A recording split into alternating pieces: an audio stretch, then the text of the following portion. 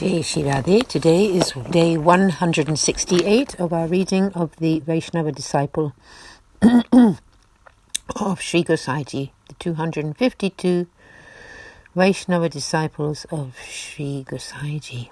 And Varta 149, the moneylender's daughter-in-law, continuing from yesterday.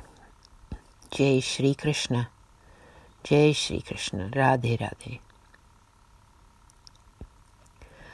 She then told the officer her name, her family members' names, the names of all the 7 generations on her father's side and her father-in-law's side, and the distinctive marks on her face.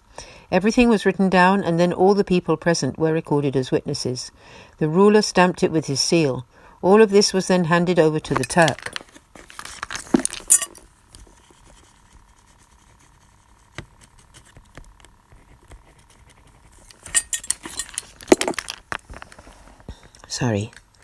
They took leave of the court. The Turk came back to his camp and then proceeded to drop the prostitute's daughter home. He paid her the agreed fee.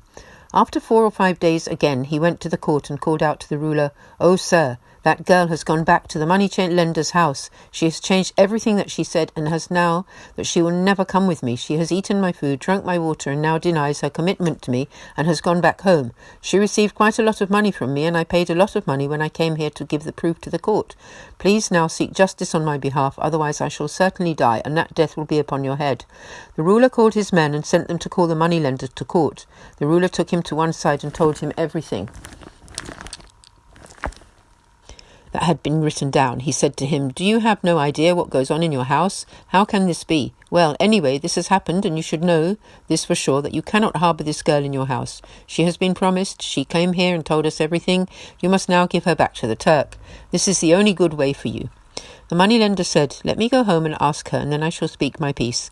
This doesn't seem right to me." The ruler said, "How can you make this right now? She came to court and had everything she said written down. It is well known that women cannot be trusted. So then, how can we let this matter go? We must show her what she is obliged to do. Anyway, you do what you think you must." Having said this, the ruler called 4 of his men to take the moneylender home. He instructed them, "Go to this man's daughter-in-law and ask her to pull herself together and remember everything that he's done. If she does not, get out of the house and pull her here by the hair." The moneylender, accompanied by the 4 men, then went home and told everything that had happened.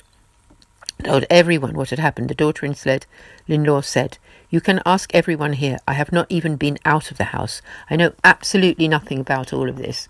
All the family members affirmed, "She never goes out of the house. She is here all the time."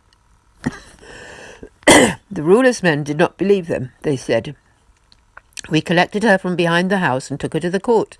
She had everything she said written down. Therefore we shall not leave here without her. This is our ruler's command." Saying this, they entered the house, grabbed the girl by the hair and pulled her. She began to cry very loudly, but the guards paid no attention to her. They started to carry her off to the court. She said to her father-in-law, "Okay, then, but you must come to the court with me. Please also bring my father. You must stand close to me. All stand close to me.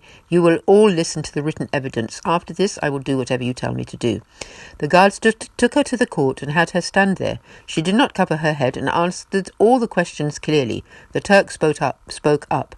"I don't know where this girl's mind has gone. She refuses to come with me, but she can she not even think straight?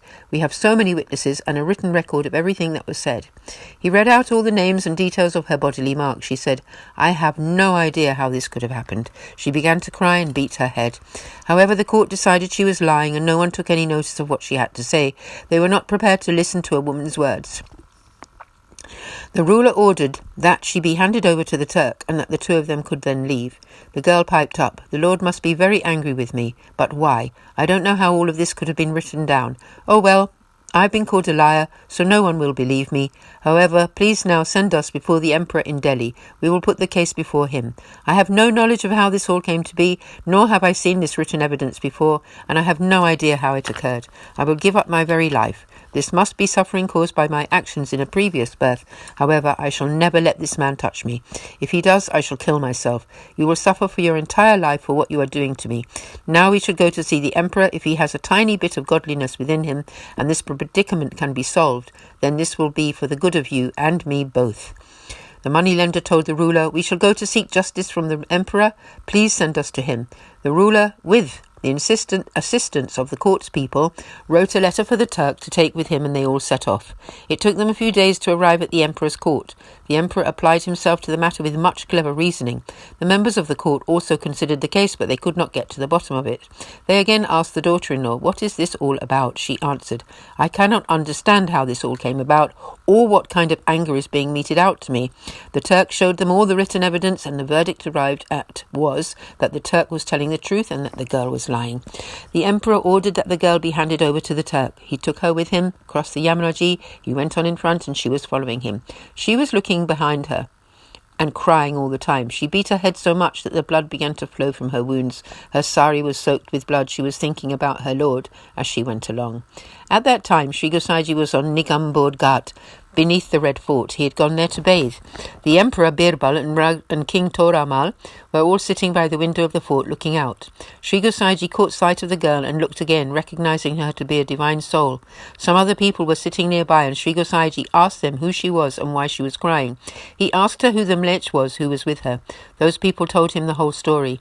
Meanwhile, the Emperor told King Toramal, "See, we gave the girl to the Turk. But now I have some doubt about the matter. She is beating herself up badly and crying so desperately. There must be a reason for this." Sri Gosaiji heard his words. Sri Gosaiji went before the emperor and said, "Why did you pronounce such a verdict upon her? The Turk is a liar. The girl has been telling the truth. She will sooner kill herself rather than let him touch her. She is very chaste. You will be responsible for her death.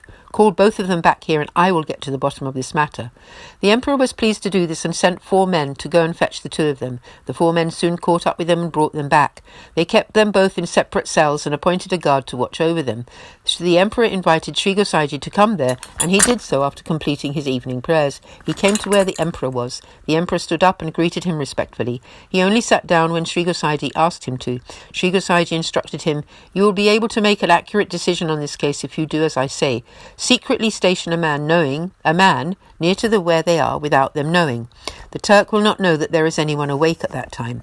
When the 2 of them talk in the night, that man should make a note of what they say to each other. He will then come to the court the next day and tell us all that has been said. Tell the man that this is my idea. He must do what he has been told for the sake of presenting the proof in this case." The emperor appointed a good, honest man for the job and explained everything to him. That man was a Vaishnava moneylender. After this, Sri Gosaiji spoke to the girl in secret and told her, "You will be kept in these 2 cells tonight, and a Vaishnava will come and lock you in. When everyone else is asleep, you will start a friendly, light-hearted conversation with the Turk. He will be very happy. And then say to him, 'O respected soldier, the emperor has given me to you. Therefore I have become yours. But I would like to know how you managed to have all this written evidence. Please tell me. When I know of your intentions and how you did this, I shall happily go with you.' In this way, get him to tell you everything. This is my wish, that he will tell you, and his sinfulness will all be revealed. It will be known in the court. Be clever."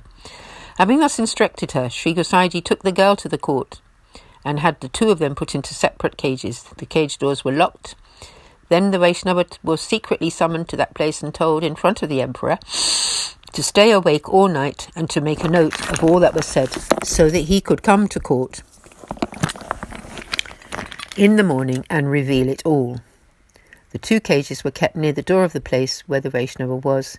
Night fell and everyone went to sleep. We will pause here in this very interesting story for today. Sab Vaishnavan ko Jai Shri Krishna, Jai Jai Shri Radhe.